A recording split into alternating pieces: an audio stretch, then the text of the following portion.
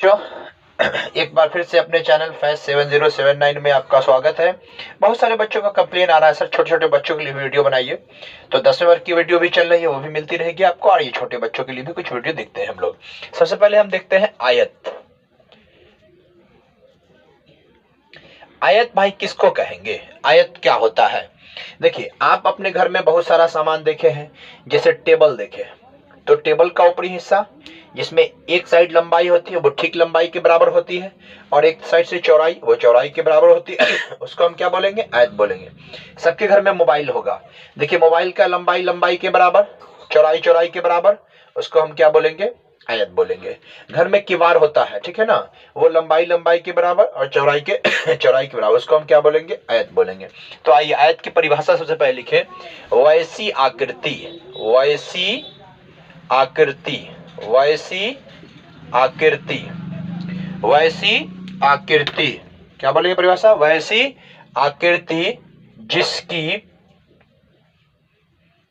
आमने सामने की, जिसकी आमने सामने की भुजा बराबर हो। क्या भाई, वैसी आकृति जिसकी, हम पढ़ दे रहे हैं, अगर देखने में कठिनाई हो तो हम पढ़ दे रहे हैं, वैसी आकृति जिसकी आमने सामने की भुजा बराबर हो तथा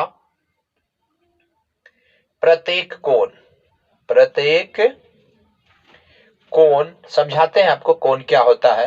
प्रत्येक कोण 90 डिग्री, इसको 90, ये 90, ये ऊपर से डॉट डाले इसको पढ़ेंगे डिग्री, 90 डिग्री का हो उसे आयत कहते हैं। किसको आयत बोलेंगे, वैसी आकृति जिसकी आमने सामने की भुजा बराबर हो तथा प्रत्येक कोण 90 डिग्री का हो, उसे क्या कहते हैं हम लोग, आयत कहते हैं। ये बात तो समझ में आ गई होगी प्यारे बच्चों। अब देखिए, आपको दिखाएंगे हम यहाँ पे आयत का एक फोटो दिखाते हैं। ये देखिए, ये आयत, ये क्या है, आयत है। इसका नाम ए दे दिए, इसका नाम बी दे दिए, इसका नाम सी दे दिए, और इसका नाम डी दे दिए। ये ऑनलाइन नहीं, आपको लगेगा पढ़ते समय ना कि ऑनलाइन नहीं पढ़ रहे सर जी, से ऑफलाइन पढ़ रहे हैं।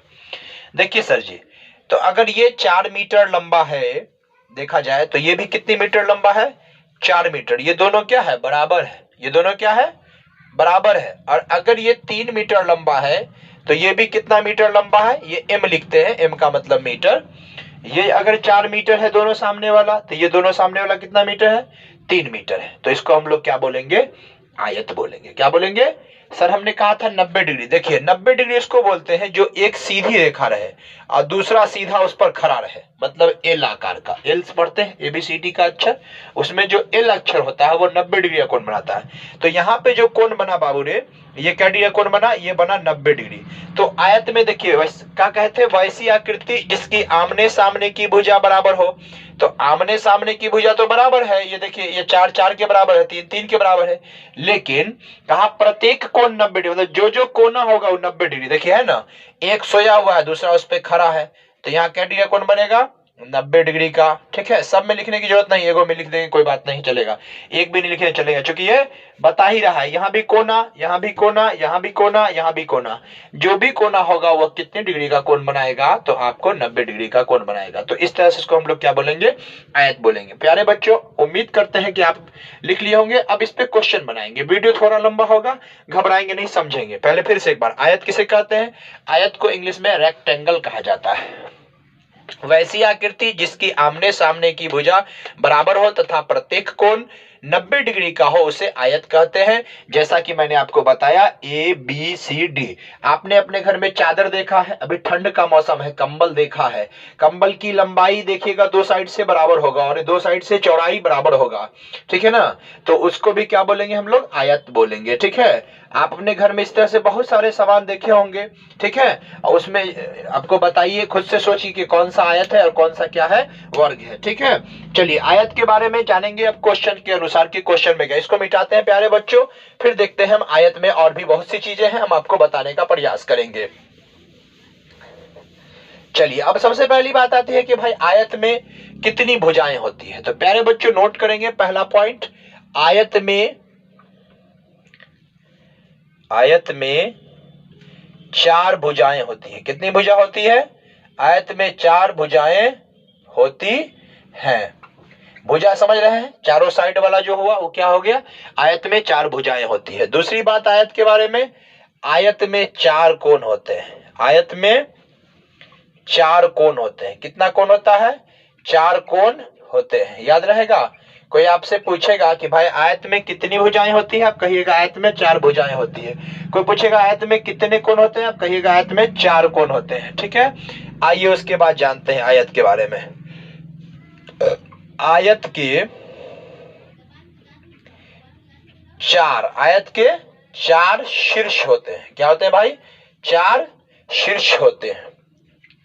आयत के 4 शीर्ष होते हैं। आयत में 4 भुजाएं होती हैं, आयत में 4 कोण होते हैं, आयत के 4 शीर्ष होते हैं।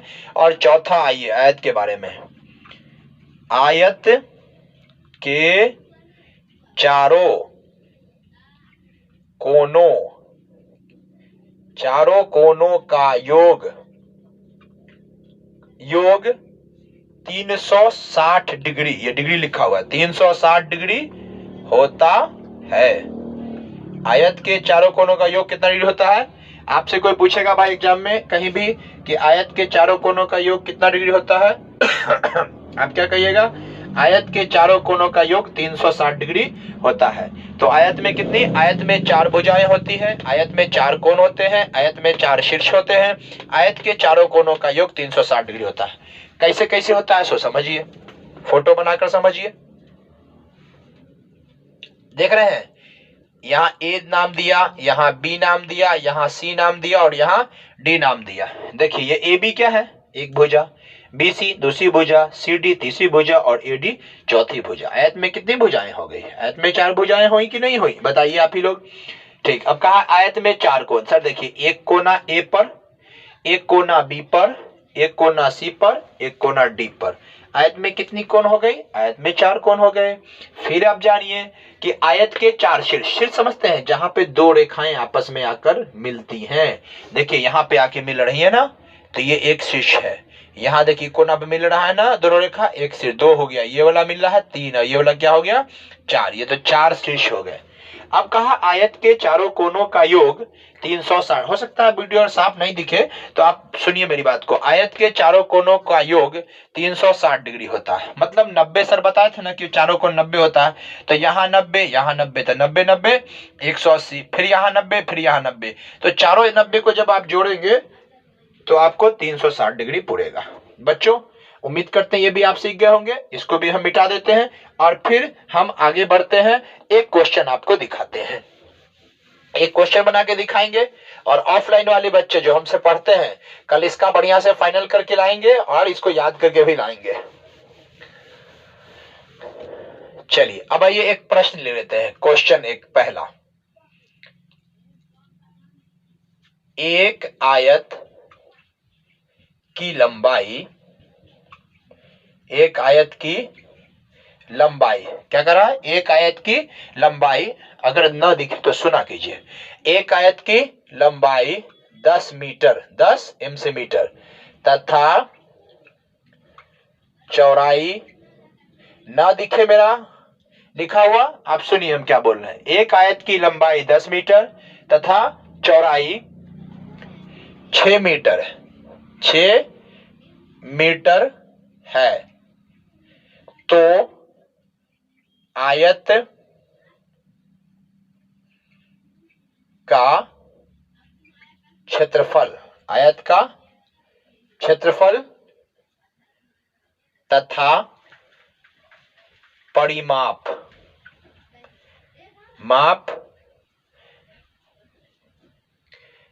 परिमाप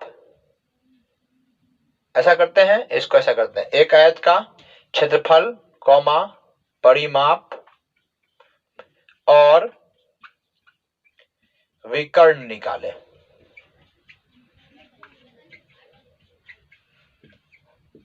देखिए अब आपको बताएंगे पहले आयत का क्षेत्रफल क्या होता है, आयत का परिमाप क्या होता है, आयत का विकर्ण क्या होता है, ये समझाएंगे।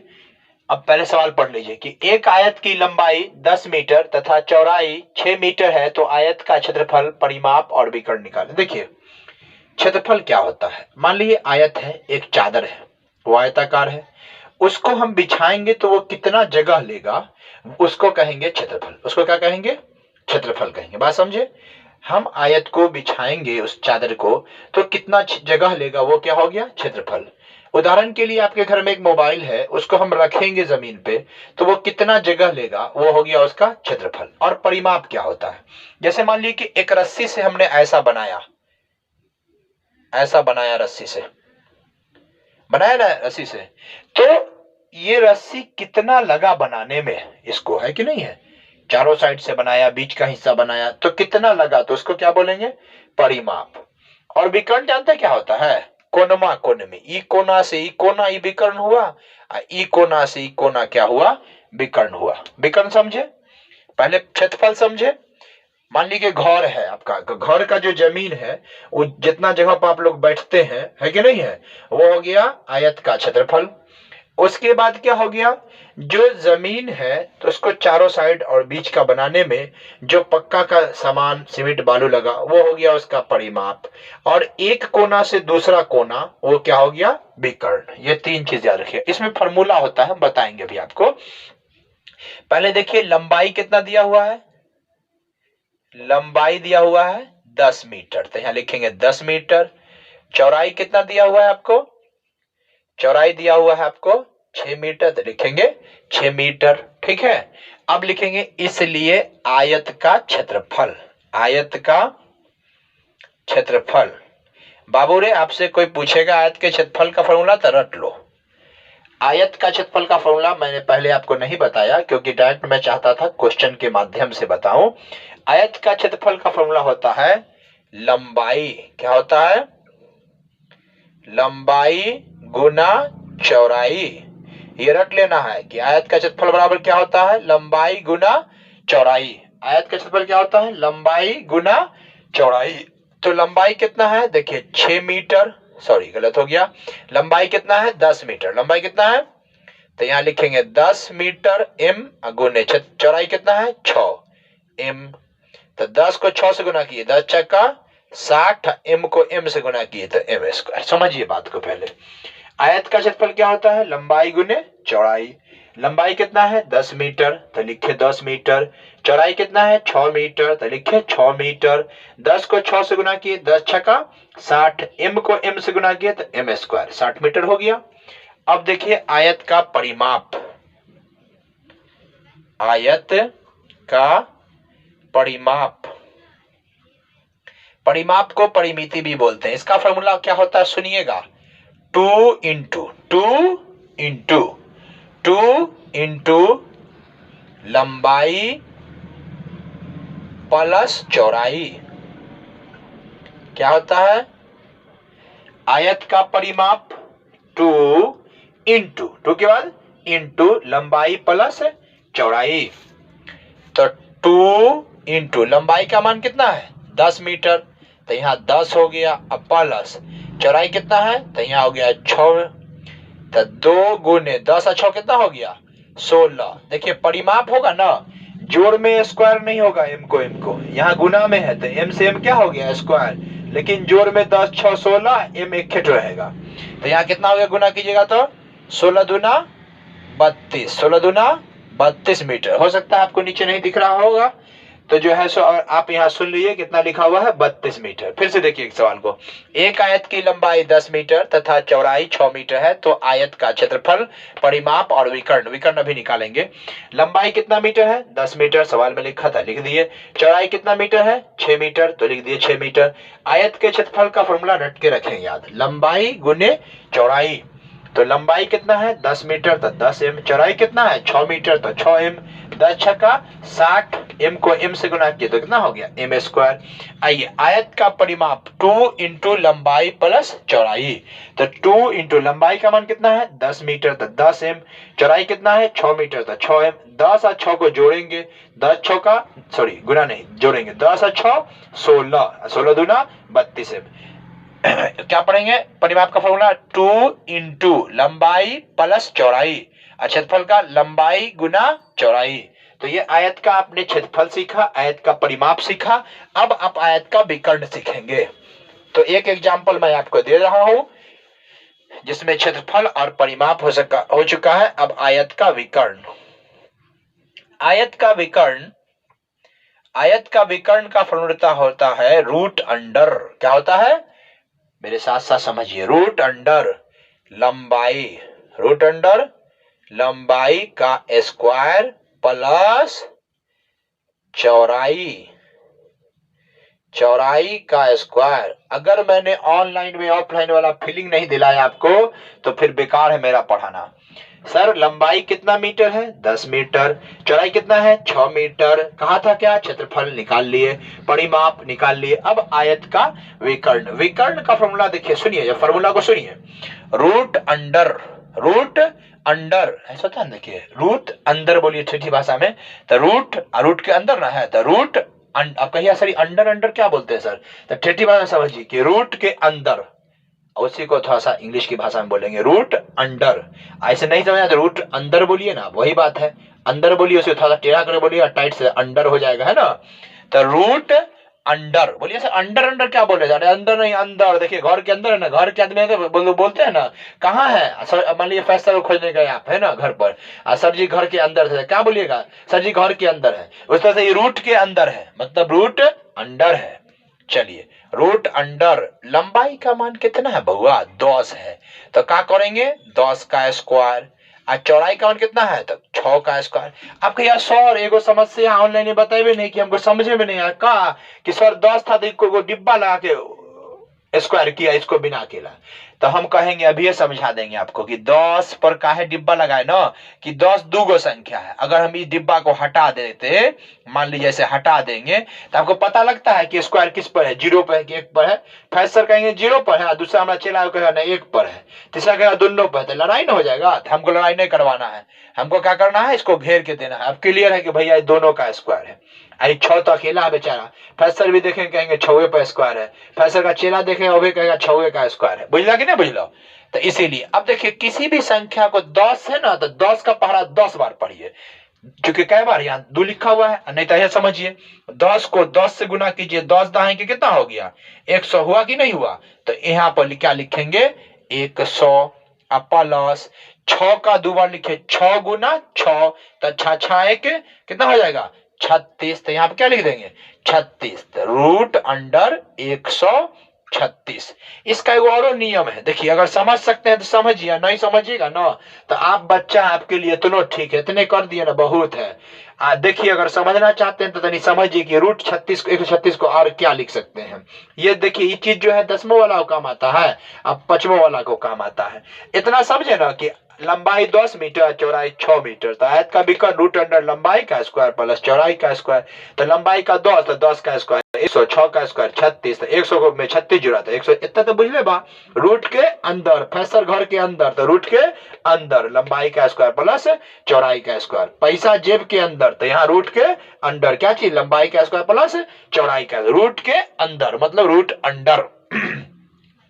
अब 136 को आपको तोड़ना है ना, तो यहाँ देखिए हम सिखाते हैं कैसे टूटेगा। 2 से तोड़िए, 136 का आधा किया कितना हो जाएगा 2 छक्का 12, 1 बच्चा 16, 2 8 16, 68 दूना से फिर 2 से तोड़िएगा तो 2 तिया 6, 2 चौका 8, भाग मार रहे हैं समझिए, भाग 2 से 136 भाग मारे कितना आया 68, फिर कैसे मारे 2 छक्का 12, 1 बचा 3 नंबर आ गया तो 6 लिख दिया, 16 हो गया 2 8 16, फिर 2 से 2 तिया 6 और 2 चौका 8, फिर 2 से 17 दूना 34। अरे भैया एक बार और लग जाएगा, 17 एकम 17, अब किसी से नहीं लगेगा। तो तू चाहेगा तो इसको तोड़ के क्या लिख सकता है पता है, चला रूट के अंदर है, बाहर नहीं, रूट के अंदर। ये काम करो, उधर कहीं नहीं दिखे तो इधर देख लो, ठीक है। क्या करेगा तो इसको तोड़ के इधर देख लो, इसको क्या है रूट अंडर 136 है ना, तो तू 136 देख, तू लोग गड़बड़ा जाएगा, यहाँ बना, यही बनाते हैं, तो लोग उधर दिक्कत करेगा बाद में, समझेगा नहीं। 136 को देखो क्या लिखेंगे, 1 2 3, क्या गो 2 है, 3 गो 2, तो लिखेंगे 2 गुना 2 गुना 2 गुना एगो 17 है। पता वो नियम क्या कहता है, रूट से कैसे निकलता है, रूट से निकलने का नियम पता है क्या कहता है, कि दूगो संख्या में से एगो बाहर, तो देखो दूगो 2 में से क्या गो 2 बाहर हो गया, एगो 2 क्या हो गया, बाहर हो गया। अब देख एगो 2 बचा, एगो 17, गुना कर दो, 17 दूना 34। कोई बच्चा को नहीं समझ में आएगा ना तो हमको कमेंट करेगा, हम समझा देंगे फिर से इसको, लेकिन एक बार पहले समझिए लो पहले, ठीक है। कहा था विकर्ण, लंबाई दिया हुआ है 10 मीटर, चौड़ाई दिया हुआ है 6 मीटर। अब देखो आयत के विकर्ण का फॉर्मूला क्या होता है, रूट अंडर लंबाई का स्क्वायर प्लस चौड़ाई का स्क्वायर। लंबाई का मान कितना है 10, तो 10 का स्क्वायर 10 दाएं के 100 प्लस चौड़ाई का 6 का स्क्वायर 36, तो 100 में जोड़ा तो 136। यहां तक तो बुझ गया होगा, यहां दिक्कत हो रहा है। 136 को जब तोड़े तो सिखाए नहीं आपको कैसे तोड़े, 2 दूना 4, 4 दूना 8, 17 8 136, ठीक है। तो देखो इसका नियम होता है रूट का, 2 और 2 में से क्या हो गया, 1 तो 2 बाहर हो गया, 2 तो 2 में से क्या हो गया, 1 तो 2 बाहर हो गया, तो 2 और 17 दूना 34। हम उम्मीद करते हैं प्यारे बच्चों आपको आयत अच्छे से समझ आ गया होगा। जय हिंद, जय भारत। हंसते रहिए, मुस्कुराते रहिए, सीखते रहिए। सभी ऑफलाइन वाले बच्चे कल आयत अच्छे से बनाकर लाएंगे। धन्यवाद।